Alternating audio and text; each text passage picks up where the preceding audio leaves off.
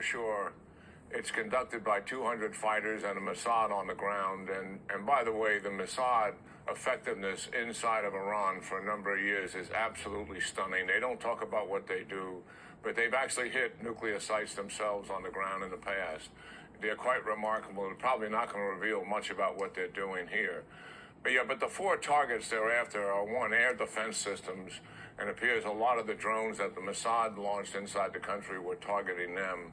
And obviously, the nuclear enterprise itself, they hit 7 nuclear sites in doing that, the principal one being the one that's been identified, Natanz, and they haven't identified the other ones. Ballistic missiles, and this is a very key point here. The ballistic missiles are the weapon that could damage Israel. These drones that Iran is flying, they're not a serious threat. It takes 8 hours to get a drone to Israel. There's plenty of time to intercept them. When they flew over 150 of them back in April, every single one of them was defeated. The real retaliation means of ballistic missiles. They've got 2,000 of them before the strike began.